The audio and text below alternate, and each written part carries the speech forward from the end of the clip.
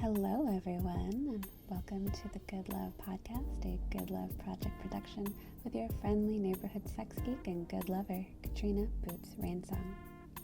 Here at the GLP, we strive for informed, enthusiastic consent, so this is your content warning. The Good Love Podcast is a sex and relationship education podcast directed to adult listeners.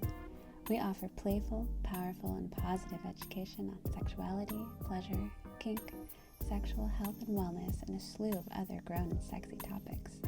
If you find any of these topics objectionable, you're welcome to skip an episode or even the whole show. If you're under 18, we recommend heading over to scarletine.com for all youth-focused sex ed needs. Now, if you're an enthusiastic yes, get comfy and enjoy the show. Hey, good lovers, and welcome back to the Good Love Podcast. I'm Katrina Boots Rainsong, and with me, as always, is my beautiful and oh so insightful co-host and girlfriend, Miss Charlie Sharp. I'm Charlie, and today we are diving into a topic that's all about discovery and connection, your pleasure map. Think of it as a personal guide to understanding your desires and boundaries. Knowing your pleasure map is key to navigating both solo exploration and partnerships with confidence and joy. We love confidence and joy. Thank you, Emily Nagoski, for sharing those keys of confidence and joy. Yes. And if you're looking for more information about building your sexual confidence, refer back to the first episode we did this season. Until then, we're breaking it down step by step with some fun exercises. Before we get started, it's time for our Hot Topics. This is the part of the show where we break down what's happening in the world of sex, relationships, and sexual health. In recent developments, the Free Speech Coalition, FSC, has filed a federal lawsuit against the state of Florida, aiming to block a new age verification law set to take effect on January 1st, 2025. This law mandates that websites containing material deemed harmful to minors require visitors to verify their age through methods like uploading a government ID or facial recognition scans. This is a significant move. The law, known as HB 3, empowers the Florida Attorney General's office to impose civil penalties up to $50,000 per violation on websites that fail to comply with these age verification requirements. The FSC argues that such measures are invasive and pose substantial risk to user privacy. Allison Bowden, executive director of the FSC, stated, "These laws create a substantial burden on adults who want to access legal sites without fear of surveillance." She further emphasized that, contrary to proponents' claims, this isn't akin to showing an ID at a liquor store. It's far more intrusive and could lead to state censorship and a chilling effect on discussions about sex and sexuality. It's also worth noting that the FSC is challenging similar laws in other states, including Tennessee, Louisiana, Texas, Utah, Indiana, and Montana. Notably, the Texas case is scheduled to be heard by the U.S. Supreme Court in January of 2025. So this will have passed by the time you're hearing this, and I would be curious to see what happens, because it could have broader implications for these types of laws nationwide. This situation raises critical questions about the balance between protecting minors and preserving adult access to legal content without undue surveillance. It also highlights the ongoing debate over privacy, free speech, and governmental regulation in the digital age. It is. And while usually we're thinking of pornography in these cases, this could also affect online sexual education, like what we provide. So this is like directly connected to what we do here. Right. Yeah. So, good lovers, what do you think? How do we balance the need to protect minors while safeguarding privacy and free speech for adults? Do you see this as a legitimate way to regulate online content, or do you agree with the FSC that it risks becoming a tool for censorship? Also, how would you feel about having to upload your government ID or use facial recognition to access certain websites? And that could extend to anything. It could be about your shopping. If you had to show an ID every single time you needed to open your computer or go to certain websites, whether those be adult quote websites or not, does that feel like an acceptable trade-off for security, or does that make you feel uncomfortable? We love to hear your take. Drop us a message or join the conversation on our social media channels. All right, and let's get into our core content today, pleasure maps. So what exactly is a pleasure map? I mean, it sounds like an adventure. It's giving me Dora the Explorer. It's giving me backpack. Like, absolutely. Choose your own adventure. And that's pretty much what it is. Choose your own adventure. Pleasure map is a way to identify what brings you joy, comfort, and excitement, physically, emotionally, and even mentally. It also includes what feels like a no-go, which are, of course, your boundaries. Yes, that's our favorite word. It is so empowering to know your yeses and to know your nos. And I say this all the time. I talk about this constantly. Yes, your yeses and your nos have to be so strong, and that improves your personal confidence.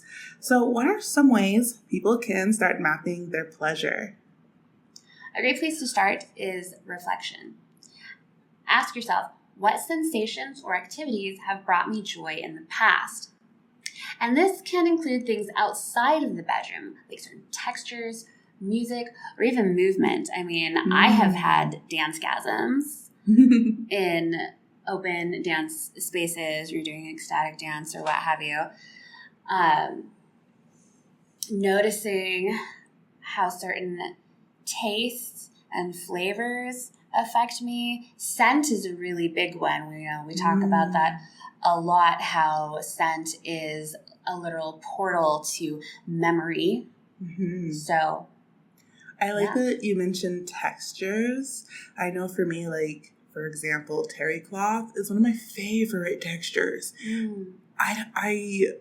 It's so silly why, and I'll tell you later, but I love terry cloth. So it's so fun to think about things that maybe don't have to do with sex specifically, but are about pleasure. Yes, these are about pleasure and joy and comfort. One of my favorite scenes in this one film, in the French film Amélie, they're talking about Amélie's simple pleasures. One of them is her sinking her hand into a big bucket of just dried beans at like the open food market. And I'm just like, yes, whenever I go to the fabric store, I love sinking my hand into the big thing of buttons. I love to touch the kumquats. Yes. I touch all the kumquats. Oh my God, they're so soft and smooth and cool. Yes. I love the kumquats. I don't buy them. I've never eaten a kumquat. I just go to the grocery store and fondle them. I think we need to eat a kumquat. I need to eat a kumquat. We were gonna last time. Kumquat sounds dirty. I don't like it. Yes, kumquat. Kumquat. I want to swallow your kumquat. I think that would definitely give me joy and pleasure. Mm-hmm. So as we're going into noticing what gives you joy, what gives you pleasure, I've got just a little taste of a pleasure mapping meditation that kind of goes more into what I call like deep noticing, which frankly is just another word for mindfulness. So we'll keep it short, and listeners, feel free to follow along as we go into this. So take a deep breath in and a slow breath out.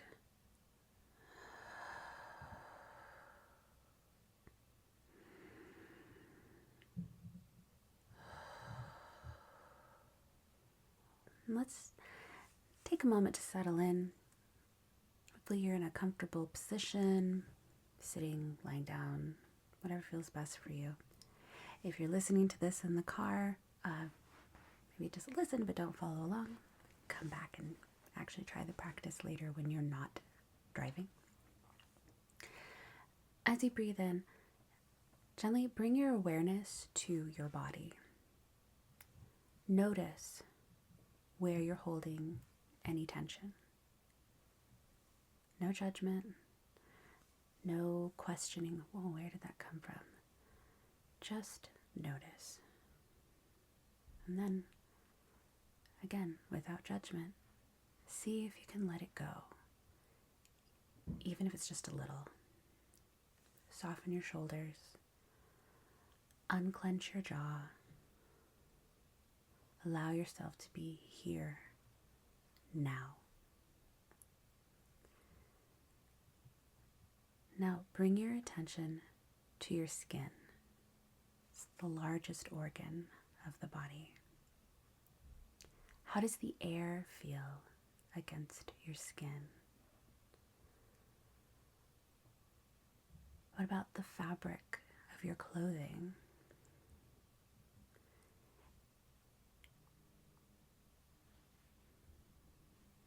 If you feel called, you might trace a fingertip over your arm, your neck, or the back of your hand, just to notice. How does it feel?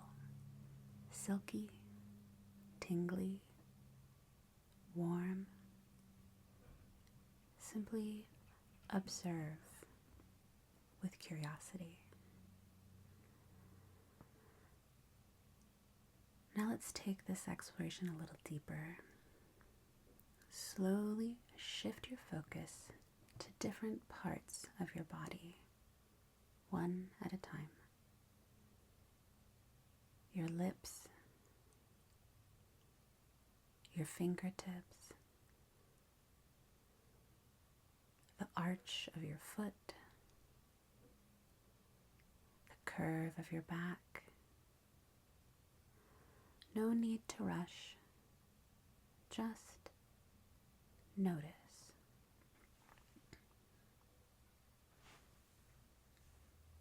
Where do you feel warmth? Where do you crave more touch, more sensation? If any part of you responds with pleasure, big or small, acknowledge it. Breathe into it.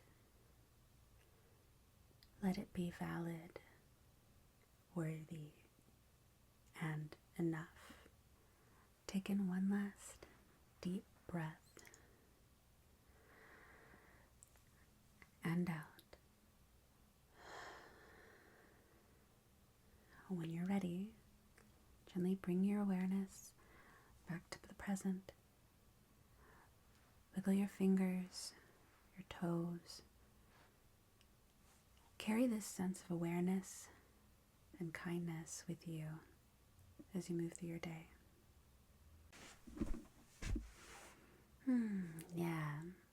So the idea behind this simple practice is just reminding yourself that pleasure is not a goal to chase. It's a landscape that you can explore. And your body, exactly as it is right now, is worthy of that exploration. You're deserving of pleasure. You always have been. And we can then take this exercise and bring it with you into any physical experience, while you're dancing, while you're doing yoga, hell, while you're doing the dishes even, and definitely, of course, in the bedroom. What am I craving? What is my body asking for? What is it, maybe rejecting as well, finding that feeling of where our boundaries are too. All of this comes down to strengthening your ability to listen to your body and your own inner voice. Love what you're hearing? Don't forget to subscribe to our podcast and never miss an episode. Share the good love by sending this to a friend who needs it. And while you're at it, follow us on our socials. We are a Good Love Project on X, Facebook, Instagram, and Blue Sky for more juicy tips and updates. Want exclusive perks? Check out our Patreon and join the community. Like, follow, subscribe, and let's keep the conversation and the good love flowing. All right, so we've talked about desires. Let's move on to boundaries. and they are just as important, but why? Boundaries keep us safe and grounded. They let us engage in pleasure without fear of harm or regret, or at least with less fear. And plus, they're not just about saying no. They're also about saying yes in a way that feels good to you. So when I like to think of boundaries, I like to think of it as if you can visualize for a moment, a square. And then within that square, we have a circle. Okay. The square, those are your no's. Those are your no's, your no thank yous. And the circle is your yes. Those are your juicy, like enthusiastic yes. It's like a very confused Venn diagram. It is very, yeah. So what I would do is then you can take those spaces or those shapes and put them with someone else's, and then you have a Venn diagram. And so you have on one side my desires and boundaries and their desires and boundaries. And in that overlap space is where we play. Yes. That's where we connect. Yeah. There was a study done years ago with kids playing, where they just let kids play in an open, like big open field space. And all the kids kind of like stayed close to the middle. But when they put up a fence, the kids went all the way out to the fence. When you know where your no's are, then your yes can stretch as far as you want it to. That's beautiful. I love that imagery. Yeah, because boundaries, they can evolve, right? What feels like a no yesterday could feel like a maybe or a yes tomorrow. And what feels like a yes today can very easily be a no tomorrow. Because when we're engaging in our pleasure, it is also honoring that our pleasure is fluid and flexible. Absolutely. And I mean, I love to joke about it. But it's still kind of true. The kinky pipeline of, I would never do that, to, well, maybe for the right person or in the right situation or for the right amount of money, I might do that too. That's my favorite fucking thing. That's me with CBT, baby. Oh, you had no idea you'd be there? I had no idea I was going to be there. I was pretty sure. I was like, I would never. I'm like, oh, give me. I'm ready. That's how I felt about pet play. I was like super squeaked out about it. And then a man laid a mattress on the floor in front of a window and treated me like a kitten for a day. And I was like, yep, nope, this is it. This is great. This is phenomenal. Oh, God. My first bowl of milk on the floor. Mine was little bite-sized pieces of waffles and sausage. And now that I think about it, maybe that's why I like bite-sized things so much. I'm just a cat that wants to eat her kibble.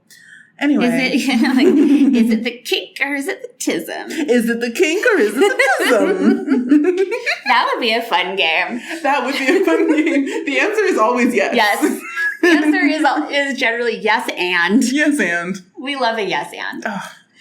But yes, it's about staying curious and checking in with yourself regularly. Have you noticed how often in my episodes I talk about reflection and checking in with yourself and listening to your inner voice? It's almost like that's the basis for being a healthy human. Gasp. Awareness. Journaling. Mindfulness. Prompts. And it doesn't have to be journaling. Some people hate journaling. And so I am not going to give suggestions for journaling this one beyond to say journaling is a great way to do these reflections. But if you're someone who hates journaling, you hate writing stuff down, there's other ways to do it. You know, talking it out. Even if you're just talking it out to yourself, to a mirror, turn on your phone and, you can record yourself and listen back to it. Talk to a teddy bear. Even. Get it out of your head. Yes. Get it out of your head. And out of your body. I don't think I can go more than a day and a half without mentioning the body keeps the score. Yes. Your body holds everything that you're dealing with. And as you start to notice and you're checking in on yourself, you're going to notice when you're agitated. And having body awareness, realizing where you hold your stress inside your being and how to release that So it's undeniably a beneficial experience, and it's only ever going to help you get further in touch with your pleasure. Mm-hmm. So here I'm going to give an example of an exercise that you can do. You can do this by yourself. You can do this with a partner, with groups, fun stuff. Charlie, I am going to ask you if you want to do something. And what I want you to do is, before you answer yes or no, I want you to take a moment to really let yourself decide internally whether it's yes or no, and notice how that yes or no feels inside your body. Then when you answer, go ahead and express. Tell me, how does that feel in your body and whether it's a yes or no. Okay. So, Charlie, would you like to eat a tuna sandwich? When you said that, my brow immediately furrowed, and I felt my stomach react. So I would say no, I would not like to eat a tuna sandwich. Perfect. Charlie, would you like to go for a hike? No. Oh, wait, take a moment. No. And how did that no feel in your body? My stomach said, what? She said, absolutely not. Charlie does not like hiking. As a rule. Charlie, would you like to go to a romantic hotel with me and share a bubble bath in a big heart-shaped bathtub? When you say that, my face screws up into a big old smile immediately. Emphasis on the heart-shaped bathtub. So that's an enthusiastic yes. I didn't know that they were going to do that, by the way. That was actually my genuine responses to those things. Yeah, no, like unscripted Charlie. Well. So, yeah. The point of this practice is to really start to learn to listen to your inner voice and think about the embodied part of your feelings and your emotions. How does this situation, this experience, what have you, what do I feel in my body, and what is my body saying to me? So there's a trick to this. That is, in order for you to really feel comfortable with being in touch with what your body feels, you have to check in with your own experience of shame, which we talked about in our last session, and be willing to hold the space for what is actually going to show up and be present. Sometimes you're not going to like it. Like, sometimes you're going to be genuinely discomforted by tapping into your body, especially early on, especially when you're not really used to it. And that, or if you have a history of your body being an unsafe place through, whether that's through trauma or physical pain. A lot of people like us who live with chronic pain, sometimes the body is a scary place to be in. Yeah, and I've had a lot of conversations with friends like that where it's like, I don't want to tap into my body. Everything below my collarbones hurts, and I spend a lot of energy trying not to think about it. But that doesn't make the messages it sends me less true. Mm-hmm. So that's the forever reminder Joy is constantly saying, to be gentle with yourself as you're doing that noticing. As you're going, okay, if I feel this, what does it feel like when it feels really good?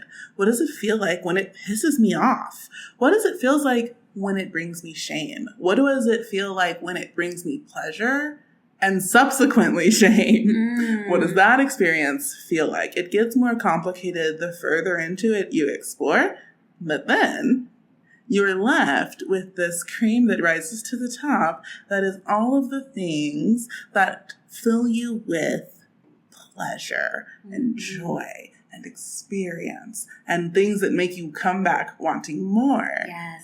So it's worth it, is my point. Absolutely worth it. I remember reading an article in this, it was a Buddhist magazine. It was talking about how meditation is kind of like if you have a bucket of water but there's also like dirt in it, and you're trying to get the dirt out. As you disturb the water, the dirt is going to rise to the top, and then you can scoop that bit of the dirt out, and then you calm. The water settles, the dirt settles to the bottom. The water is calm again, but there's still dirt is still there.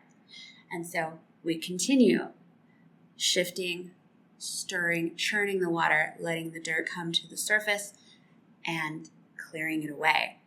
And it takes time, but eventually you will have a bucket of beautiful, clean, clear, nourishing water. Mm-hmm. And these kind of practices, whether it's via meditation, journaling, body scans, I love the somatic practices myself, all work in this same way. All right, wonderful. So to wrap it up, your pleasure map is a tool for empowerment, helping you navigate relationships and experiences with clarity and, we hope, confidence. Start small, stay curious, and remember, it's all about what feels authentic to you. If you try any of the exercises we mentioned, we'd love to hear about your experiences. And don't forget to tune in for our next episode that builds on this one, Solo Exploration, Unlocking Pleasure Without a Partner. So solo love and solo practice is going to help build that sexual confidence that we've been talking about so far this season. Yes. So until then, keep on taking good care of yourself and keep on good loving.